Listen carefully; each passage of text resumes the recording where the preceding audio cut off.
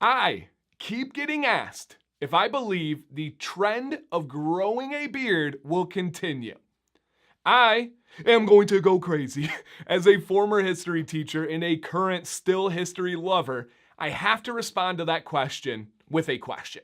Now, I know you're not supposed to do that, but it's my channel and my video, so I'm going to. The question I would give as a response would be, if we take a look at any timeline of substance, you have to ask yourself, is it more of a trend to grow your beard, or is shaving more of a trend?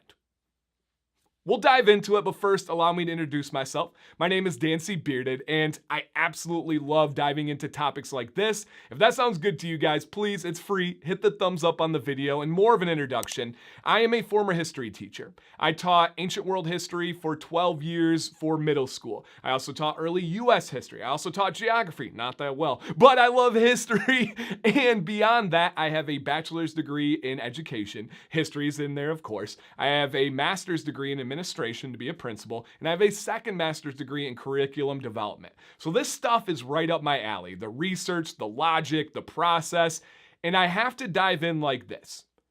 Our beards grow naturally out of our face. I've made this kind of point before, and I want to make it again. A beard is not a push-up bra. A beard is not makeup. Those things are added on and artificial. A beard is natural. This grows on my face, right? Big difference there. Growing a beard is not a trend. Growing a beard is natural. Growing a beard has always happened. Shaving is unnatural and something that was brought on later. If we look at history, think about ancient civilizations. Think about the men. Think about the warriors. Did they have beards? Oftentimes, yes. The majority of times, yes, as long as their culture was capable of growing beards, right? We have certain cultures, certain areas that just don't naturally grow beards. Maybe in the future, we'll get into the biological reasons why some areas have beards and some don't, and really look at kind of like the evolution of beards, so to say, but that's for another day. This one, I want to take a look at it. We look at the ancient Greeks, right? We look at any real major force in time. It's like, okay, if they were capable of growing beards, for a long bit of history, they did. And then shaving was introduced. Shaving, even once it was introduced, still was not the most popular aspect, right? Look at the Civil War. Look at early US generals and presidents. Look at the facial hair. Shaving was a thing then, right? We had shaving way, way, way back thousands of years when it came to like using seashells to shave. Sounds terrible. But even when razors were a thing, even when shaving was more common and known, you still saw men in power with facial hair. You still saw warriors. You still saw beards as a common thing. Shaving is much more recent. Just look at a timeline of US presidents and see which one is more of a trend. I hate to break it to you, but it's shaving. Do I think the trend of shaving will continue? No. Do I think that growing beards will continue? Yes, but it always has. It's not a trend to grow the beard. The trend is shaving. I believe that trend is going to get smaller and smaller. Who knows what the future holds beyond that, but I do see it going in that direction. I just think a lot of people are looking at it backwards. It's not the concept of more people growing beards. It's the concept of more people stopping shaving. Now, I know some of you are going to say, Dan, that's semantics. It's the same thing. It's not, though, if you look at the timeline.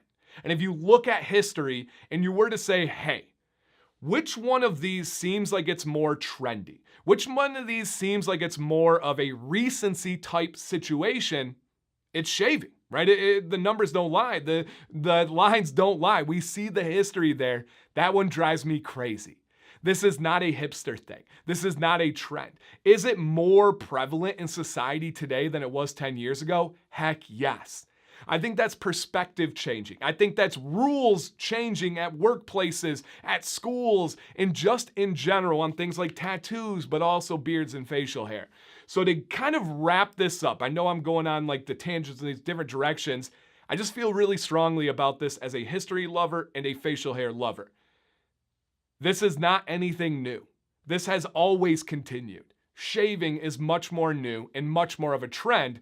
I want to hear your thoughts on this. Have you taken a look or a thought process on what's happening now in history? Do you have any thoughts on it, right? I'm going to do a video on Alexander the Great and why he encouraged shaving, why at times he demanded shaving, and really look at the impact that Alexander the Great had on facial hair from his time until modern day. There's some interesting stuff there, and I promise I'll be weaving it back in, but I can't wait to hear your thoughts. You guys are just as much as history lovers. So many of you are way more knowledgeable than I am on history.